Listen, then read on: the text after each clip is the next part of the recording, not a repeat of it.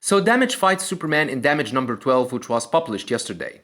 We saw how he managed to easily overpower the Flash, Green Arrow, Green Lantern, and Vixen in Damage number 11 when they tried to bring him in. So Superman stepped in to try to put an end to the rampage of the monster. Damage number 12 opens with Ethan Avery years ago when he was still a kid watching Superman on TV fighting the bad guys and saving the day. He always wanted to be like Superman, and that's why he volunteered to the Damage program, but ended up a monster known as Damage. We then move on to the current time where Superman is fighting Damage, who only has half an hour to stay in this superhuman form. Superman hits the monster with a rock, with Ethan saying that Superman is his hero, ever since the first time he saw him on TV. He also thinks that Superman hits harder than he expected. Damage then punched Superman and sent him flying away, with Superman saying that the monster hits harder than he expected. Superman attacked again, trying his best to put the monster down.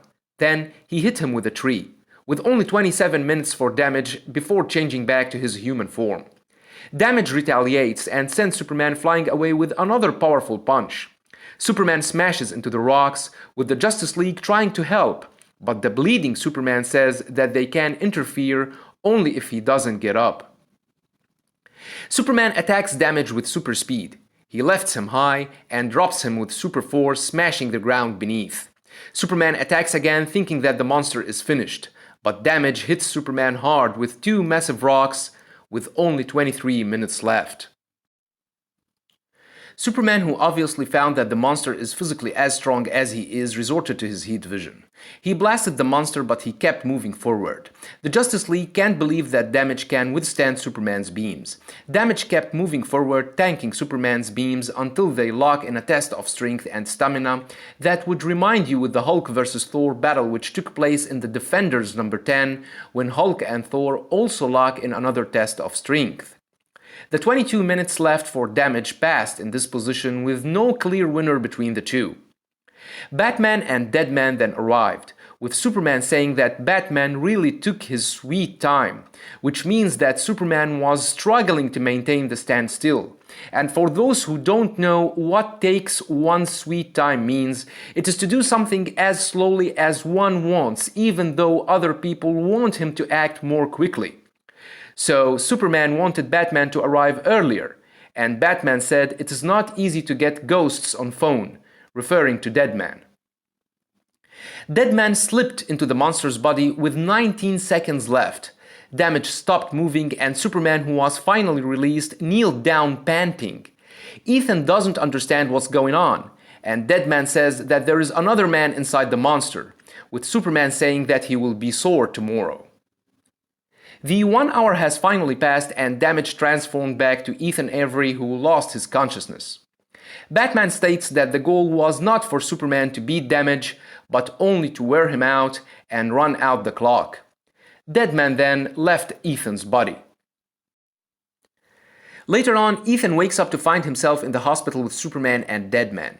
Superman says that Deadman told him everything about Ethan when he possessed his body, and how he didn't really want to become a monster, but he just took the orders. Superman also admits that Damage throws the strongest punch he has ever felt, and he has been killed before, which means that Damage hits even harder than Doomsday. Ethan wants to get rid of Damage, but Superman says it might be too late for that because no one chooses his own destiny. Superman says that they can't let Ethan go after all the destruction he caused, and so far he has to earn their trust, and until then he will be in the custody of the Justice League. So Superman definitely wasn't trying to defeat Damage as much as trying to wear him out, until Batman and Deadman arrived to know everything about the monster and his alter ego. But at the same time, we can't ignore the fact that it wasn't an easy fight for Superman, who kept telling us how strong Damage is. Superman admits that Damage hits harder than he expected the first time the monster hit him. The second punch sent Superman flying and smashing into the mountain, and that actually made the Man of Steel bleed. Damage then managed to tank Superman's heat vision and kept moving forward, with the Justice League being shocked about how strong this monster is. Superman and Damage then locked for the remaining 23 minutes until Batman and Deadman arrived. The fact that Superman blamed Batman for being that late, saying that Batman really took his sweet time, clearly shows that Superman was struggling to maintain the standstill. with his shaky speech bubble suggesting that he was tired. Moreover, and when Deadman slipped into the monster's body and forced him to stop moving, Superman was released and kneeled down panting, and said that he would be sore tomorrow. This shows that he was exerting a lot of power to withstand Damage's attack.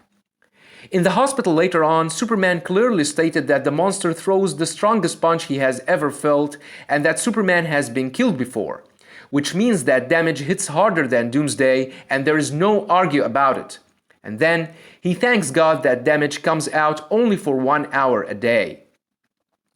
This fight ended with a draw. It's true that Superman was not meant to kill the monster, but he also struggled a lot to match the monster's physical strength, and admitted that he throws the strongest punch he has ever felt. The fighting scenes with background music have been uploaded on Comics Fighter's channel. Check out the annotation in the end of the video, or follow the link in the description box below, and as usual, don't forget to subscribe, share, and like. Thanks for watching, and have a nice one.